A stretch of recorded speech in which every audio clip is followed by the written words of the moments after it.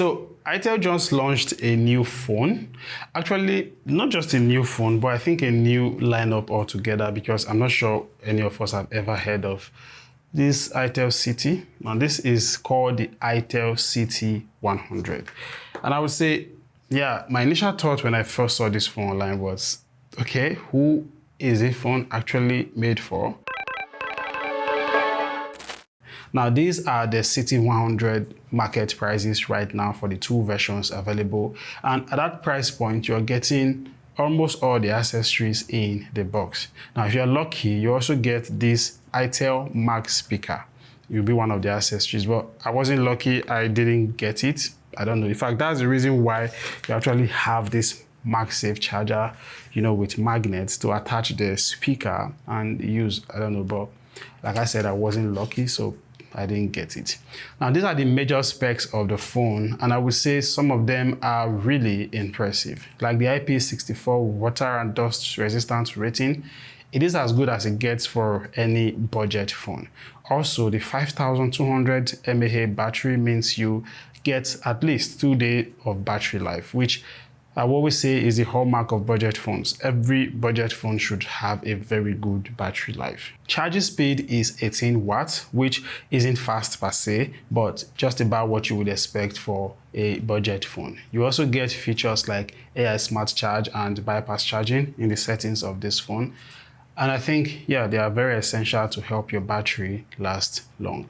There is also this charging indicator light when you plug your phone to charge, and then also a landscape display standby mode when you're charging the phone and you place it in landscape mode. Yeah, like I think iPhone have that. So really, it is a nice touch, yeah. Now let's go back to this design. I would say it looks really good, like it looks really nice. And also this camera module here, very good also, but it's obviously made of plastic in terms of build quality, both the rear and the frame, but it looks or feels really comfortable when you hold it. It has a matte finish, so there are no fingerprint smudges and dust around the phone, and it comes in some really nice colors. My own color option here is the pure titanium, which I don't feel is the best. I think the purple is the best. Now the speakers is a single downfiring mono speaker, and I would say it sounds fair. And the fingerprint scanner is side mounted, and I would say for that it works just fine.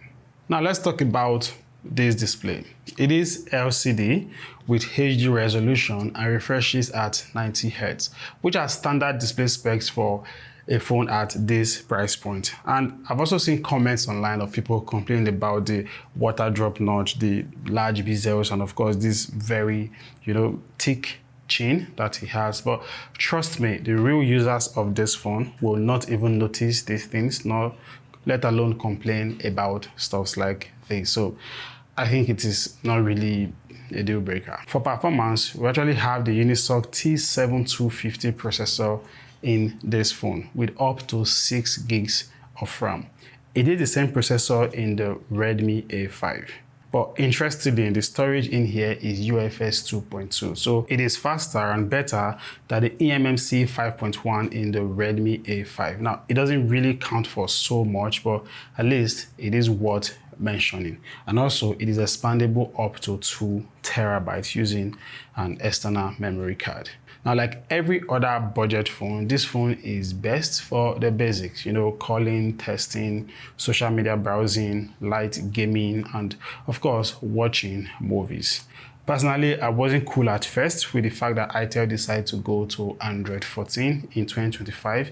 It felt like going backwards, but after some extra thought, I think I prefer Android 14 full edition to Android 15 Go edition like we have in the Redmi A5.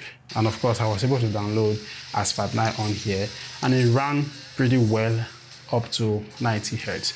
The gameplay was smooth. It is not really a graphically demanding game per se, but I feel like it is the best game you can actually play on this phone and not experience lags, overheating, stuttering, and stuff like that. Now, like I will always advise, you want to go get the 4 gigs of RAM version if you just practically do the basics like calling, texting, WhatsApp, and all of that. Or you can get the 6 gigs of RAM if you know you will be playing any kind of games regularly with this phone. Software experience, I would say, is also very good. It is not fluid and fast. You don't expect it to be.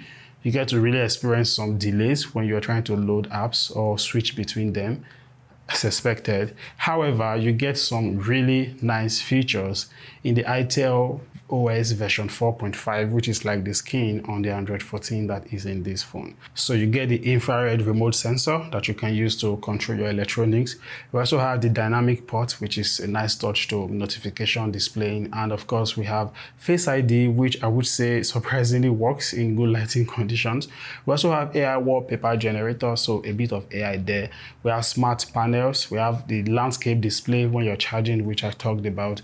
And I think the best for me would be the fact that Avena has DeepSeek R1 integration into it. So that makes it way more usable. So very good features that comes in really handy as you use this phone. Now, when it comes to cameras in budget phones, I've always said you don't expect so much because they are cheap phones. So you don't expect the cameras to be very good. But I think for the first time, I would say the pictures taken by the cameras of this phone are somewhat below what I would expect from an entry-level phone. Now, for context, this is how they compare to the Redmi A5. And you can see it just takes better pictures when it comes to color representation and processing generally. Now, take note that they have the same 13 megapixel sensor at the back and 8 megapixel sensor at the front. Now, I think this could be a software thing, so it may be corrected over time with some updates from Itel when they push it to just make the picture processing better. But here and now, what I'm seeing right now, I think the Redmi A5 actually takes better pictures. Videos on the Itel City 100 can go as high as 1080p at 30 frames per second, and the quality is as good as you would expect from an entry-level phone. So, in a nutshell, I would say the Itel City 100 is just about any other budget phone from Itel. I really didn't see anything that makes it different or unique when compared to other Itel phones, apart from the design, and then also the slightly bigger 5200 mAh battery, which you don't get in some other Itel phones apart from the P series. The P series are known to come with really large batteries, some of them as high as 6000 mAh. So honestly, if I am to recommend with a 150k or slightly below it budget, I would say you should go for the Itel P65. Overall, I just feel it is a better phone in terms of value than the Itel City 100. Tell me what you think about this phone. Is there anything you think I missed? Is there anything that actually makes it unique or different? Just let me have your thoughts in the comment section below. Thanks so much for watching. That is it from me. I'll catch you in my next video.